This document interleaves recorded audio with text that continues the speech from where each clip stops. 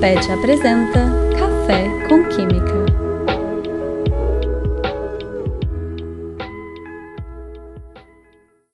Olá pessoal, sou Paulo Rezende, estudante de Química Tecnológica e integrante do PET Química IQ UniBMEC. Estou acompanhado aqui hoje de Júlia Ribeiro, estudante de Engenharia Química e também integrante do PET Química. Oi gente, tudo bem? Sou a Júlia. No episódio de hoje, teremos conosco a professora doutora Jennifer Micheline Cortez, como nossa entrevistada. Teremos um momento de conversa sobre a formação, trajetória e também as experiências adquiridas ao longo da carreira. Seja bem-vindo ao Café com Química, professora. Muito obrigado por ter aceitado o nosso convite. Obrigada, boa tarde, pessoal. Professora, você é graduanda em licenciatura em Química pela Universidade Estadual de Maringá. Conte um pouco para nós sobre sua trajetória, os desafios que você enfrentou durante a graduação e também as suas motivações ao longo do curso. Bom, vamos lá, né? Essa pergunta remete à história. Então, eu sou do Paraná, né? Paranaense. A Universidade Estadual de Maringá, entre as duas estaduais tem uma briga, uma disputa entre a de Maringá e a de Londrina, que são as duas cidades maiores do Paraná, né? Mas Maringá ficava mais próximo da minha cidade de origem, mas ainda assim era 80 quilômetros de distância. Então, quando eu resolvi ingressar na universidade, eu escolhi Química de uma maneira um pouco sem saber exatamente o que eu estava querendo, né? E ingressei, comecei o primeiro ano. Como todo curso de licenciatura tem esse perfil, é um curso noturno, porque geralmente é para estudantes trabalhadores que têm dupla jornada, então trabalham durante o dia e estudam no período noturno. E eu viajava todos os dias esses 80 quilômetros para ir e para voltar, então eu trabalhava o dia todo, chegava às 5 horas, pegava um ônibus, que a gente tinha um ônibus de uma associação dos estudantes, viajava para Maringá, estudava a noite toda, a aula lá acabava às 11, não era 10h30. Então eu chegava em casa muito tarde, e isso foi no primeiro ano uma descoberta assim, do curso. Consegui passar em todas as disciplinas, para minha surpresa, né? Porque eu tinha muitas deficiências do ensino básico, pelo fato de ter cursado em escola pública. Toda a minha formação foi em escola pública, eu nunca estudei em nenhuma instituição privada. E no segundo ano aí eu já tive mais dificuldades com a física e com a orgânica. Peguei dependência e aí foi quando eu tomei a decisão de parar de trabalhar e me dedicar completamente à universidade no terceiro ano. É até algo legal, porque lá é anual, né? Aqui na UNB é semestral e lá sempre era anual, a gente tinha muitas disciplinas anuais também. Então, no terceiro ano eu parei de trabalhar, me mudei para Maringá e comecei em projetos, né? No começo eu comecei um projeto de extensão, depois eu fui para o PIBID, né? Então eu fui PIBIDiana na minha formação, e acho que essas dificuldades do início foram maiores, assim, até eu conseguir me estabelecer. Então, a partir do terceiro ano até o quinto ano, foi muito agradável o curso, porque eu tinha tempo para me dedicar. Foi quando eu fui me descobrindo na docência, me identifiquei com o projeto, comecei a estudar o que eu iria estudar depois na pós-graduação. Então, essas foram as dificuldades, assim, que eu acho que todo aluno tem, né? Quando chega meio perdido, não sabe muito bem o que vai fazer, o que gosta, o que não gosta, encontra matérias difíceis. Então, acho que todo mundo passa, né, por essas dificuldades. Não, perfeito. No mestrado, você desenvolveu um trabalho intitulado como Obstáculos Epistemológicos, Implicações na Aprendizagem do Conceito de Átomo. Seu estudo apresenta uma análise detalhada sobre visões equivocadas do átomo, o uso inadequado de analogias e metáforas que podem atrapalhar a compreensão de fenômenos químicos. Sabendo que você leciona disciplinas de Química Geral aqui na UNB, poderia falar um pouco mais sobre esse tema, como você aborda na sala de aula e como os alunos recebem esse conhecimento? Sim, é muito legal quando eu tive contato, né, com a minha orientadora, que foi a minha orientadora eu fiz iniciação científica, depois no último ano eu fiz iniciação científica e foi a mesma orientadora que eu segui no IC, mestrado e doutorado. Então, ela me acompanhou durante toda a minha trajetória. E ela estudava epistemologia da ciência, né, ou filosofia da ciência, que seria essa teoria do conhecimento ou natureza da ciência, como o conhecimento se estrutura. E eu gostava muito de história e filosofia da ciência. Foi uma coisa que me marcou assim durante o curso. E eu me lembro, logo que eu ingressei na universidade, no primeiro ano da Química Geral, em uma conversa com os meus amigos, e a gente tentando discutir, assim, o que é o átomo de fato, sabe? E era uma dúvida mesmo que a gente tinha, né? Ficava aquela coisa assim, o que é de fato o átomo? Eu percebia que essa era uma discussão, uma dúvida que eu tinha, e nessa discussão não era só minha, né? Os meus amigos também ficavam se perguntando, e a gente meio que nessa discussão. E aí eu fui lendo artigos, fui vendo várias coisas e percebi que na literatura também já se tratava sobre essa dificuldade. Então, eu encontrei um autor, que é um filósofo francês chamado Gaston Bachelard. É ele que eu estudei, que fala sobre os obstáculos epistemológicos. E ele falava sobre essa diferença do conhecimento, do nosso conhecimento de senso comum, para um conhecimento científico. Então, que muitas vezes atrapalha a gente a entender determinadas coisas. Então, ele fala, por exemplo, do animismo, que é quando a gente dá vida para algo que não tem vida. Então, o átomo quer fazer isso, o átomo gosta de fazer isso, como se ele fosse um ser que tem vida. E, na verdade, não, né? Quando a gente vai dizer, é uma tendência para.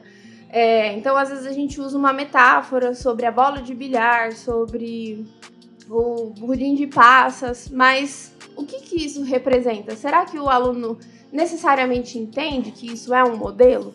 Então, foram coisas que me intrigaram, né? Eu fiz a minha pesquisa, inclusive, na disciplina de Química Geral lá, com os alunos do primeiro ano do curso de licenciatura. E aqui hoje eu leciono, né, para os mesmos alunos. Então, sempre que eu vou tratar sobre o conteúdo, embora eu não esteja trabalhando na disciplina específica de estrutura atômica, né, é a outra Jennifer, mas eu tento trabalhar e discutir isso com os alunos, sabe? Sobre essas dificuldades na compreensão do que é o átomo, até mesmo do que é real, né? Porque o conceito de átomo é um modelo que a gente cria. E a ciência cria modelos para explicar o que ela não é capaz. Então, é um conceito abstrato, é muito complexo da gente conseguir imaginar mesmo o que seria de fato o átomo. Então, quando a gente pensa nos modelos, o porquê a gente cria modelos para explicar, eu tento trazer esse tipo de discussão, né, nas minhas disciplinas, porque é um conceito fundamental da química. A gente não consegue ver o átomo, mas a gente usa esse modelo o tempo todo para explicar tudo o que a gente precisa, os fenômenos, né, os processos químicos. Então, sempre que eu posso, eu tento trazer um pouco essa discussão mais filosófica, digamos assim. Incrível. Você comentou sobre o seu doutorado. Você desenvolveu um estudo sobre a natureza da ciência na formação inicial de professores de química, que foca em ações e reflexões voltadas ao ensino da ciência. Como você vê hoje a aplicação desses programas à luz dos avanços tecnológicos recentes? De que forma o rápido conhecimento da informação e das ferramentas digitais impacta ou influencia na formação de professores de química e da prática pedagógica que você apresenta? Tá, vamos lá. Antes de responder sua pergunta, acho que vale a pena, né, nessa trajetória, falar um pouquinho da pesquisa em si. Quando eu fiz a pesquisa do doutorado, eu quis manter os mesmos sujeitos, ou seja, os mesmos alunos que participaram da pesquisa comigo no mestrado. Então, quando eu estava no mestrado, eles tinham ingressado na universidade no primeiro ano. Quando eu fiz a pesquisa do doutorado, eles estavam no quarto ano, e foram os mesmos alunos. Então, foi bem legal, porque eu pude trazer os resultados da pesquisa para os alunos, e aí eles puderam pensar, tipo, como a gente levaria isso para a sala de aula agora que a gente está terminando o curso? Como a gente levaria isso para a sala de aula para que os alunos pudessem pensar? Então, foi um programa de formação com esses alunos durante o estágio, que é bem diferente dos estágios daqui, porque lá é um ano todo na escola fazendo estágio. E esses alunos, eles desenvolveram diferentes propostas, e uma delas foi a utilização de um software que inclusive chama PET, né? O grupo que não é o mesmo PET aqui do Brasil, é PET lá na Universidade do Colorado. Não sei se vocês já ouviram falar desse site. E é com H, né? O de vocês é sem H. Mas PET Colorado é um site de simulações científicas que tem de todas as áreas, química, física, biologia. E aí eles propuseram a utilização desse simulador para que os meninos pudessem compreender um pouco mais essa questão dos modelos, no caso especificamente do modelo de Thomson, né? E aí eu acho que hoje em dia é muito importante a gente utilizar as tecnologias, trazer isso para dentro da sala de aula, porque passou muito tempo e parece que a educação ainda ficou para trás, sabe? Ficou aquém de todos os avanços científicos e tecnológicos. Eu fiz a pesquisa antes da pandemia, né? Mas se a gente for parar para pensar, existe um antes e um depois da pandemia. E hoje a gente vive num momento em que a gente, depois da pandemia, passou pela infodemia. Ou seja, a gente tem acesso a tantas informações que a maior dificuldade hoje, eu acho que é uma das missões do professor, é que o aluno dele seja capaz de diferenciar o que é o conhecimento científico e o que não é, o que é fake news. Porque isso é uma alfabetização científica, mas também tecnológica. Então, isso é algo que a natureza da ciência aborda, sabe? Então, o que é o conhecimento científico? Quem diz que o conhecimento científico é científico? Por que a astronomia é conhecimento científico e a astrologia não?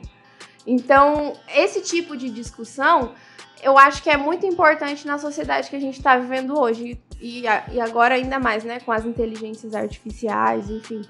E todo mundo usa ChatGPT, Meta IA, enfim. E se perde um pouco, né, essa capacidade de raciocinar, de pensar.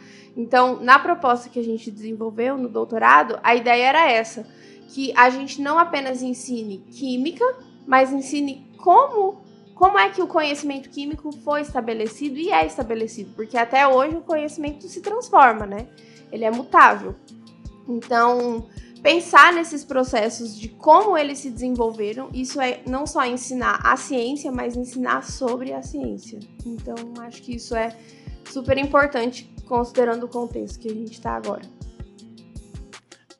Ainda na sua fala, professora, você comentou que você coordenou a pesquisa e teve esses mesmos alunos em diferentes etapas da vida deles na formação. Eu acho isso incrível. Eu imagino que deve ter sido muito gostoso acompanhar os meninos e, enfim, ver eles crescendo e eles se tornando químicos, né? Deve ter sido muito inspirador, assim, no caso, como você sendo a professora deles. Deve ter sido, não sei, eu acharia muito legal. Sim, nessa época foi quando eu comecei a dar aula na universidade com 23 anos. Gente, eu era muito nova mesmo. Foi do primeiro pro segundo ano do mestrado. E eu fui professora deles nesse momento, né? Quando eu coletei dados, não foi exatamente na minha disciplina, por uma questão ética, né? Foi de outro professor. Mas eu acompanhei toda a trajetória deles, porque eu praticamente dei aula para eles em todos os anos da formação. E aí, quando chegou na hora da pesquisa também. Foi bem legal mesmo, assim.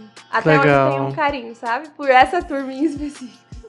Imagino. Você falou, já pensei que se fosse eu como professor, nossa, deve ter sido muito legal ter acompanhado os meninos. Enfim, mas falando sobre coordenação, né, de projetos, atualmente você coordena o LEPEC, né, que é o Laboratório de Pesquisa e Ensino em Química, e tem um programa desenvolvido pelo professor Roberto Ribeiro de Silva, que em 1993 visa desenvolver estudos, pesquisas no Centro de Ensino em Química. Ele permanece ativo até hoje, evoluindo cada vez mais, graças à contribuição, e com a comunidade em relação à formação de bolsistas integrantes no projeto.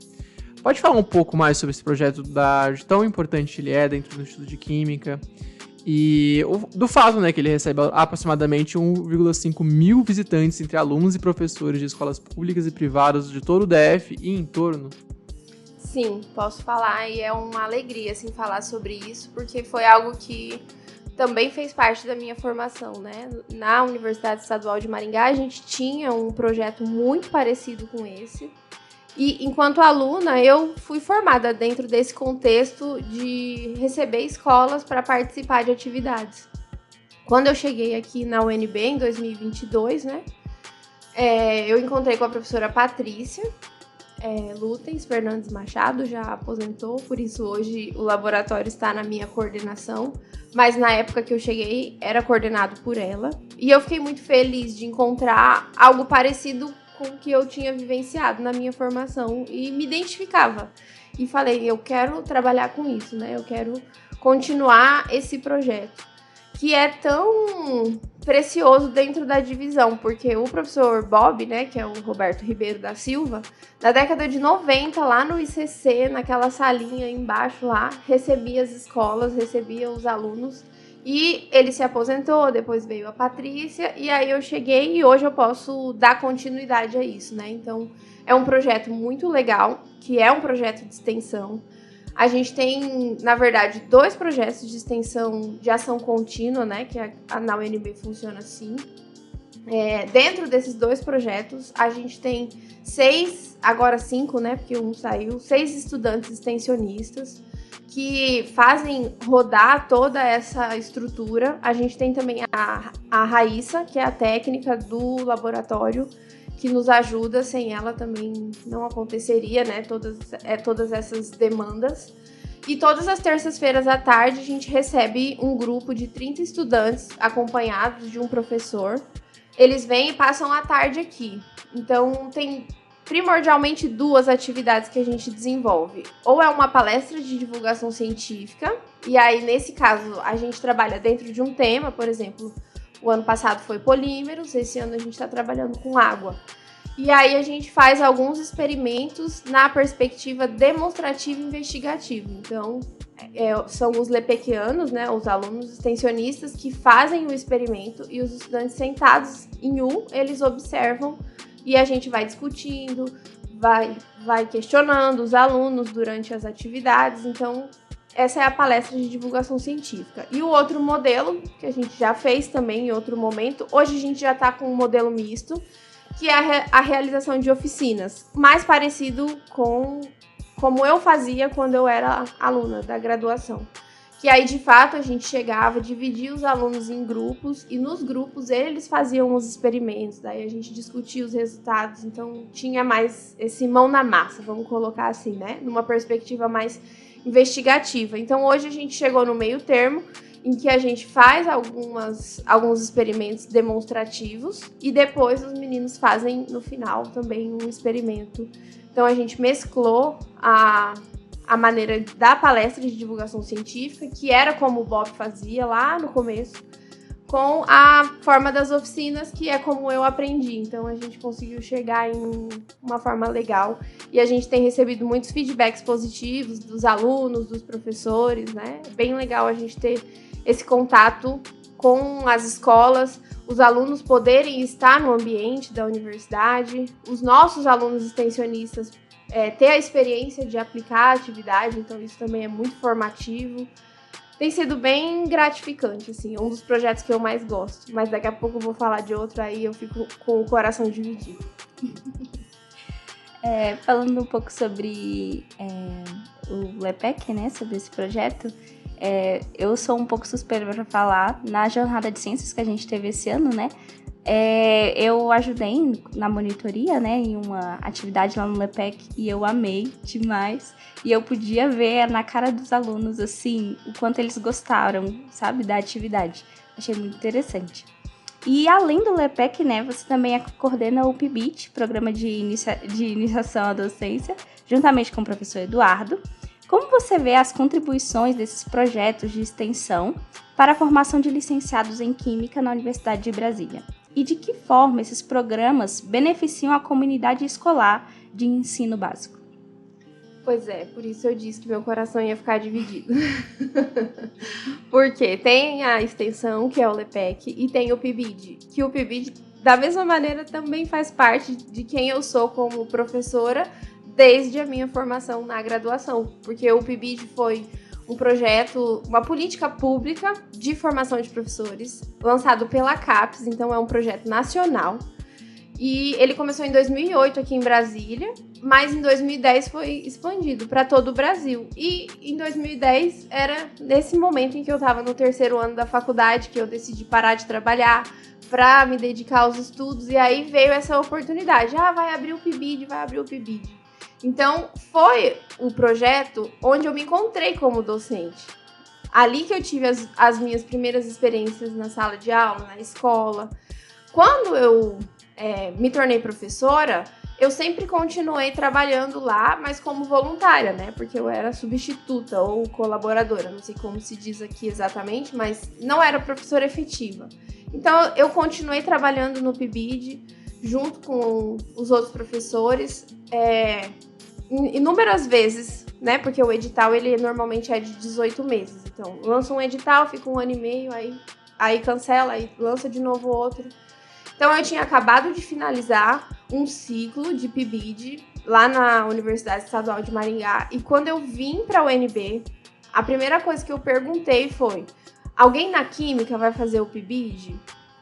E aí o Eduardo, o professor Eduardo Luiz Cavalcante, ele já trabalhava com o PIBID há muito tempo, né? Então, ele já estava com o PIBID.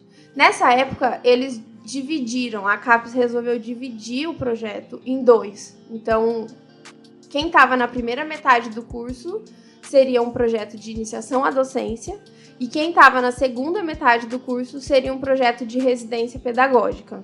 Então, quando eu cheguei aqui, eu trabalhei com residência pedagógica e o professor Eduardo com o PIBID. Agora, como é uma política nacional, né, externa da universidade, eles voltaram atrás e virou tudo PIBID de novo. Então, independente se você está na primeira ou na segunda metade do curso, é o PIBID. Então, a gente tem agora 2 núcleos da Química, um com o professor Eduardo e um comigo.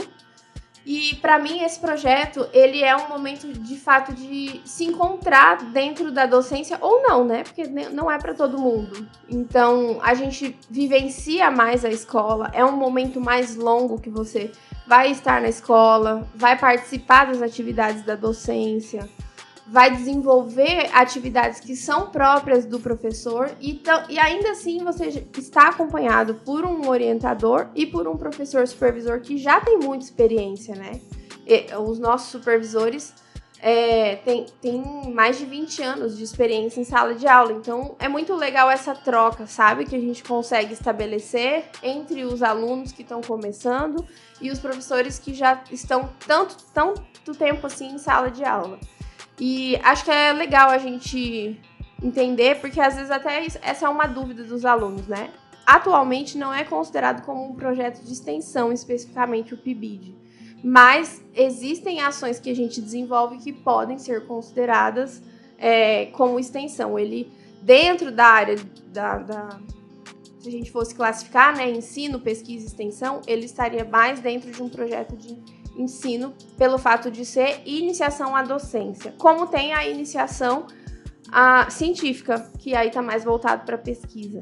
Mas a gente pode desenvolver, né, atividades de extensão, por exemplo, na semana universitária, os nossos alunos do PIBID vão receber as escolas aqui, então a gente vai fazer diversas atividades de extensão. E para mim tem sido muito gratificante, né? Já é o 2º edital aqui na UNB que eu trabalho com esse projeto e pretendo continuar, né, trabalhando.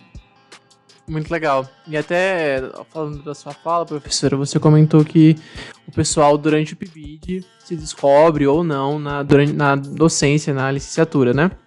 E um pouco nessa ideia, eu queria saber como você vê, como você observa o interesse dos alunos hoje em dia pela licenciatura e como a universidade tem trabalhado para que esses alunos permaneçam na licenciatura. Pois é, depois da pandemia a gente teve uma queda muito grande, não só na licenciatura, mas todos os cursos da universidade, né? Então, algo que antes da pandemia tinha uma concorrência alta para ingressar, disputa de vagas, depois a gente encontrou vários cursos, não só a licenciatura, com uma entrada muito baixa de estudantes, né? Sobra vagas, então isso foi nacional. Tanto que foram lançados, né? O PIBID, por exemplo, é uma política de fortalecimento das licenciaturas. Foi lançada uma outra política, mas no nosso caso a gente não tem aqui ela na UNB. Então, nacionalmente, já tem visto essa carência mesmo, né, de alunos que querem fazer a licenciatura. E se a gente for para a educação básica e perguntar quem quer ser professor, ninguém quer ser professor, né?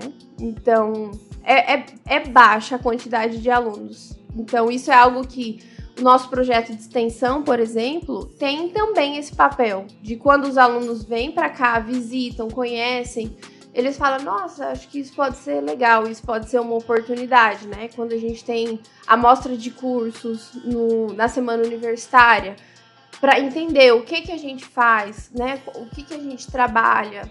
A gente tem tido, por exemplo, muita migração de alunos que entram no bacharel, na engenharia ou na tecnológica e acabam gostando da licenciatura e fazem a licenciatura. Então, assim, a entrada, em geral, eu acho que nacionalmente, conversando até com outros colegas, tem sido baixa. Mas que eu ouço dos nossos alunos, né, e a gente já discutiu com eles, a gente tem até uma evasão baixa, se a gente for ver, né? Então, os alunos são bem recebidos pelo corpo docente como um todo, então eles chamam a atenção desse aspecto humano, né? Tem até um aluno que fez um TCC que a pesquisa dele foi relacionada a alguns aspectos desse. E esse foi alguns resultados que ele encontrou, que na licenciatura os alunos se sentiam mais acolhidos, né? Que era uma coisa um pouco mais humanizada em relação a outros cursos. Mas eu acho que isso é uma característica das pessoas, né? Não tem como a gente dizer que é o curso ou não. E querendo ou não, a universidade ela é feita por pessoas. Então, a gente tenta ao máximo receber bem os nossos alunos. Essas políticas públicas que são colocadas, se a gente for considerar, os alunos da licenciatura só praticamente não tem uma bolsa de permanência na universidade quem não quer, porque a gente tem uma oferta de bolsas muito grande. Só no PIBID são 48 alunos bolsistas. Então é uma quantidade bem significativa, né? Somando o meu núcleo e o núcleo do professor Eduardo. Fora os projetos de extensão, hoje a gente já tem menos bolsa de extensão do que em outro momento já teve, né? Tá mais baixo o número de bolsas, mas ainda assim é algo que a gente vê que às vezes os professores ficam buscando alunos para conseguir bolsa, porque às vezes a gente tem mais bolsa do que estudantes. Então, existe um incentivo, inclusive financeiro, porque eu falo por mim, se eu não tivesse tido a bolsa, eu não teria como eu ter deixado o meu emprego para me dedicar exclusivamente ao meu trabalho.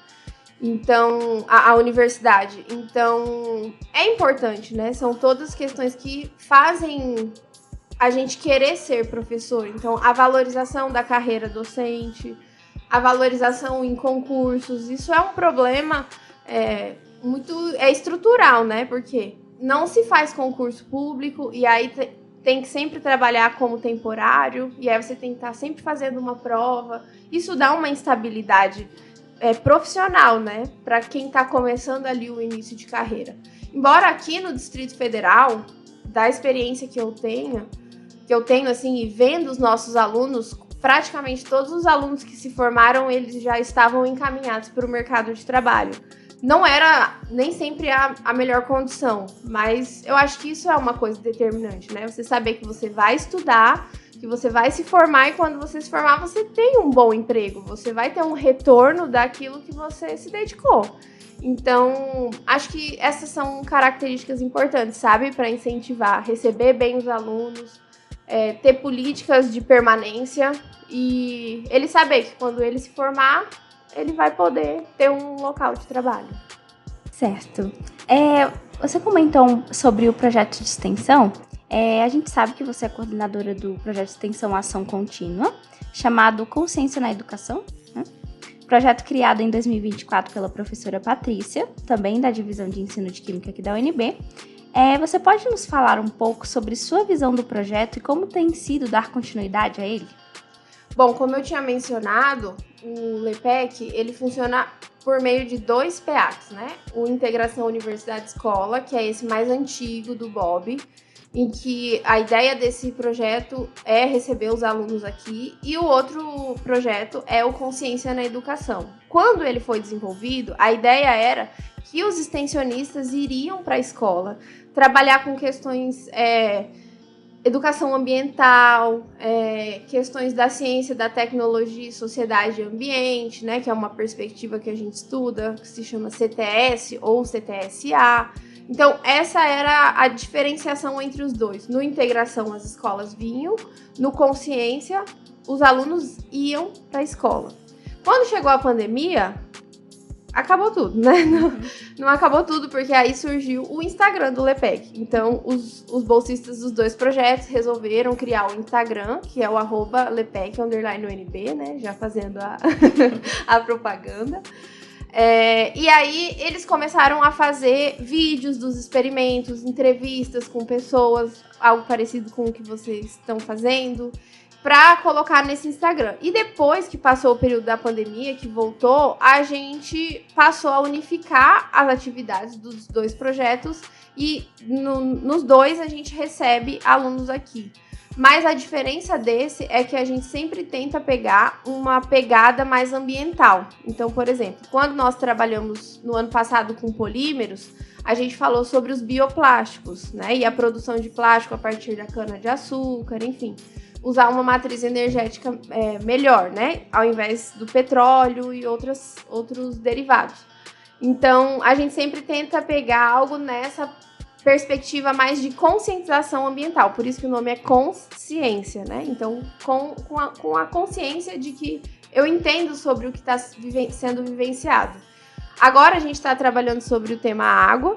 E aí, nós fizemos uma mini estação de tratamento de água. Então, os meninos vivenciam os processos de tratamento de água. E aí, a discussão que a gente faz a química é capaz de tratar toda a água? É capaz, mas a que custo? Né? Então, se a gente tem uma água poluída, se a gente não cuida dos nossos recursos hídricos, vai faltar água muito em breve. Então, esse tipo de discussão que a gente promove, né, dentro desse projeto.